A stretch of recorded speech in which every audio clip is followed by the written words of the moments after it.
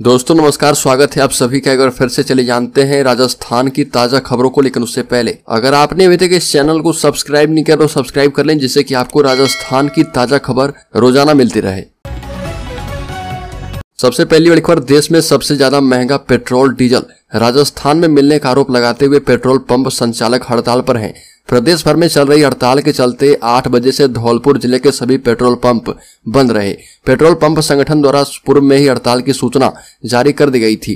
Petrol pump संगठन के अध्यक्ष जयंत मोदी ने बताया कि राजस्थान में देश में सबसे ज्यादा महंगा पेट्रोल और डीजल राजस्थान में मिल रहा और इससे पड़ोसी राज्य की सीमा से लगने वाले प्रदेश के पेट्रोल पंप बंद हो गए हैं। इसके अलावा वाहन ड्राइवर पड़ोसी राज्य से सस्ता डीजल भरवाकर राजस्थान में प्रवेश कर रहे। ये भी बताया कि सरकार से लंबे समय से पेट्रोल पंप संचालक वैट विसंगति दूर करने की मांग कर रहे हैं। बड़ी खबर, कांग्रेस की राष्ट्रीय प्रवक्ता सुप्रिया श्रीनेत जोधपुर पहुंची। जोधपुर में उन्होंने कहा कि प्रधानमंत्री मोदी कायर हैं, वरना कोई अपनी मां का नाम विद्रूप नहीं करता। हम अपनी मां को कोई नाम से बुलाते हैं और ऐसे ही भारत माता को हम मां कहते हैं, इसलिए इसे इंडिया बुलाएं, भारत या हिंदुस्तान कोई फर्क नहीं पड़ता। सुप्रिया श्रीनेत ने कहा कि कल तक यही भाजपा सरकार न्यू इंडिया बनाने में लगी थी और अब जब हमारे गठबंधन का नाम इंडिया रखा गया तो इसे इंडियन मुजाहिदीन और ईस्ट इंडिया कंपनी से जोड़ रहे हैं। अगर ऐसा है तो फिर स्किल इंडिया, स्टार्टअप इंडिया और मेक इन इंडिया जैसे अभियान क्या हैं? बड़ी खबर, राज्य के टोंक जिले में केंद्रीय मंत्री साध्वी निरंजन ज्योति ने कहा कि राजस्थान सरकार भ्रष्ट है। राहुल गांधी के जीजा ने राजस्थान के बाद अब कर्नाटका में पहुंच गए और फिर हरियाणा में जमीन खरीद ली। ये सरकार भ्रष्टाचार में शामिल है। राजस्थान में अब जीजा वालों को विदा होना चाहिए। भाजपा की परिवर्तन संकल्प यात्रा में उनियारा में हुई सभा में मंत्री साध्वी निरंजन ज्योति ने कहा कि मोदी जी का नारा है सबका साथ सबका विकास और राहुल गांधी का नारा है मैं और मेरे जीजा, इसलिए अब जीजा वाली सरकार को विदा करो। साध्वी प्रज्ञा ने कहा कि राजस्थान में परिवर्तन को लेकर लोगों में उत्साह है। रामायण के धनुष की तरह इंडिया गठबंधन टूट जाएगा। प्रियंका गांधी क्या किसी की बेटी नहीं है जो उसे बेटियों का दुख नहीं होता? साध्वी प्रज्ञा ने कहा कि कांग्रेस कहती है कि धारा 370 वापस लाएंगे। अब धारा 370 वापस आने वाली नहीं है और मैं कांग्रेस कंपनी से पूछना चाहती हूं कि जो तिरंगे का अपमान करते हैं उनको अपने इंडिया गठबंधन में रख लिया है। बड़ी खबर, मंत्री जाहिदा खान को दिखाए गए काले झंडे। राज्य के भरतपुर जिले में मोनू मानेसर की गिरफ्तारी के बाद नासिर जुनैद के परिजनों से मिलने गई थी। मोनू मानेसर की गिरफ्तारी के बाद डीग पुलिस और कामा विधायक जाहिदा खान वाहवाही लूटने का काम कर रही है, जबकि मोनू मानेसर को नूंह पुलिस ने गिरफ्तार किया और वहां से डिंग पुलिस मोनू मानेसर को ट्रांजिट रिमांड पर लेकर आई है। मोनू मानेसर की गिरफ्तारी के बाद जब जाहिदा खान नासिर जुनैद के परिजनों से मिलने उनके गांव पहुंची तो ग्रामीणों ने मंत्री जाहिदा खान को काले झंडे दिखाए। पुलिस ने जब लोगों को रोकने की कोशिश की तो इस दौरान पुलिस और लोगों के बीच झड़प हो गई। बता दें कि भरतपुर पुलिस मोनू मानेसर की गिरफ्तारी के लिए काफी प्रयास कर रही थी, लेकिन भरतपुर पुलिस के हाथ खाली रहे। अब जब हरियाणा पुलिस ने मोनू मानेसर को गिरफ्तार कर लिया, उसके बाद डीग पुलिस हरियाणा पुलिस से मोनू मानेसर की कस्टडी ले आई है। बड़ी खबर, राज्य के सिरोही जिले में मुख्यमंत्री के सलाहकार विधायक संयम लोढ़ा ने भाजपा की परिवर्तन संकल्प यात्रा के दौरान सिरोही आम सभा में केंद्रीय जल शक्ति मंत्री गजेंद्र सिंह शेखावत द्वारा सिरोही शहर में रामनवमी जुलूस पर पथराव एवं अन्य घटना को लेकर दिए गए झूठे बयानों की खड़े शब्दों में निंदा की। शेखावत के बयानों को स्पष्ट और प्रमाणित हेट स्पीच बताते हुए इसे सुप्रीम कोर्ट के आदेशों की खुली अवहेलना बताया। प्रधानमंत्री नरेंद्र मोदी से ऐसे हेट स्पीच बयान वाले मंत्री को मंत्रिमंडल से बर्खास्त करने की मांग की। लोढ़ा ने प्रदेश के मुख्यमंत्री अशोक गहलोत एवं राजस्थान सरकार के संज्ञान में प्रकरण की जानकारी देते हुए केंद्रीय जल शक्ति मंत्री गजेंद्र सिंह शेखावत द्वारा जनता में नफरत फैलाने वाली और शांति भंग करने हेट स्पीच देने पर भारतीय दंड संहिता की धारा 395A, 505, 153B के तहत कानूनी कार्रवाई किए जाने की मांग की है। बड़ी खबर, राजस्थान के जयपुर में श्रद्धालुओं के लिए अच्छी खबर। जयपुर में बना राजस्थान का पहला ऑटोमेटिक रोपवे इसी महीने होगा शुरू। राजधानी जयपुर में ऊंचाई पर बने मंदिरों तक पहुंचने के लिए सीढ़ियां चढ़ने के झंझट से जल्दी छुटकारा मिलने वाला है। जयपुर के दिल्ली रोड स्थित खोले के हनुमान जी मंदिर को पहले ऑटोमेटिक रोपवे की सौगात मिलने वाली है। अन्नपूर्णा माता मंदिर से वैष्णो माता मंदिर तक 436 मीटर लंबाई में रोपवे बनकर तैयार हो गया है और यह राजस्थान का पहला ऑटोमेटिक रोपवे होगा। खास बात यह है कि यहाँ पर लगने वाले रोपवे के केबिन डोर ऑटोमेटिक होंगे, यानी श्रद्धालु जैसे केबिन में बैठेंगे उसके तुरंत बाद ट्रॉली का दरवाजा ऑटोमेटिक बंद हो जाएगा। बड़ी खबर वसुंधरा राजे ने भरतपुर सड़क हादसे पर जताया दुख, ट्वीट कर दी जानकारी। राजस्थान के पूर्व मुख्यमंत्री वसुंधरा राजे ने भरतपुर सड़क हादसे पर दुख जाहिर किया है। पूर्व सीएम वसुंधरा राजे ने ट्वीट करके जानकारी साझा की है।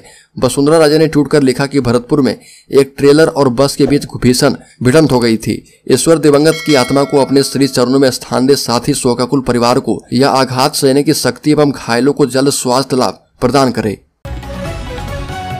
बड़ी खबर जयपुर में वीएचपी के प्रवक्ता अमितेश पारे को मिली सर तन से जुदा करने की धमकी। राजस्थान में विश्व हिंदू परिषद प्रवक्ता अमितेश पारे को जान से मारने की धमकी मिली है। उन्हें धमकी भरा पत्र मिला है, जिसके बाद उन्हें जयपुर के गांधीनगर थाने में मामला दर्ज करवाया गया है। राजस्थान में एक बार फिर से सर तन से जुदा करने की धमकी देने का मामला सामने आया। विश्व हिंदू परिषद प्रवक्ता अमितेश पारे को असामाजिक तत्वों ने जान से मारने की धमकी दी। उन्हें धमकी भरा पत्र मिला है। अमितेश पारेख ने जयपुर के गांधीनगर थाने में मामला दर्ज करवाया है। विश्व हिंदू परिषद के प्रवक्ता और अधिवक्ता अमितेश पारेख ने बताया कि न्यायालय में हिंदुओं के पक्ष में निस्वार्थ रूप से पैरवी करता रहा। करीब 1 वर्ष से सर तन से जुदा करने और जान से मारने की धमकियों का पत्र मिल रहा। बड़ी खबर सचिन पायलट पर बरसे हनुमान बेनीवाल ने कहा कि पिता की वजह से लोग जानते हैं। राष्ट्रीय लोकतांत्रिक पार्टी के सुप्रीमो नागौर सांसद हनुमान बेनीवाल उदयपुर पहुंचे। उदयपुर में मोहनलाल सुखाड़िया विश्वविद्यालय के बाहर युवा हुंकार रैली को संबोधित किया। इस कार्यक्रम में बेनीवाल पूर्व उप मुख्यमंत्री सचिन पायलट पर जमकर बरसे और कहा कि पायलट का कोई वजूद नहीं है, उन्हें लोग पिता की वजह से जानते हैं। बेनीवाल ने कहा कि जिस गहलोत को बुरा कहा उसी के साथ हेलीकॉप्टर में बैठे शर्म आनी चाहिए। बेनीवाल ने कहा कि हम वो लोग हैं जो कि वसुंधरा राजे से जब झगड़ा हुआ तो 15 साल हो गए हैं, सामने देखा तक नहीं है। सचिन पायलट पर हमला करते हुए कहा कि आप तो सुबह बयानबाजी करते हैं और रात को साथ में खाना खाते हैं। बड़ी खबर सीएम गहलोत ने पीएम मोदी से की मांग, हर नागरिक को मिले आयुष्मान भारत योजना का लाभ। मुख्यमंत्री गहलोत ने पीएम मोदी से मांग की है कि आयुष्मान भारत योजना को देश के हर व्यक्ति के लिए लागू किया जाना चाहिए। साथ ही इसकी राशि बढ़ाने की मांग की। गहलोत ने केंद्र सरकार से right to social security act लाने की अपील की है। गहलोत ने केंद्र सरकार की आयुष्मान भारत योजना पर हमला बोला और कहा कि इसमें 5 लाख तक का हेल्थ बीमा दिया जा रहा, जबकि हमने चिरंजीवी स्कीम के जरिए 25 लाख तक का बीमा दिया है।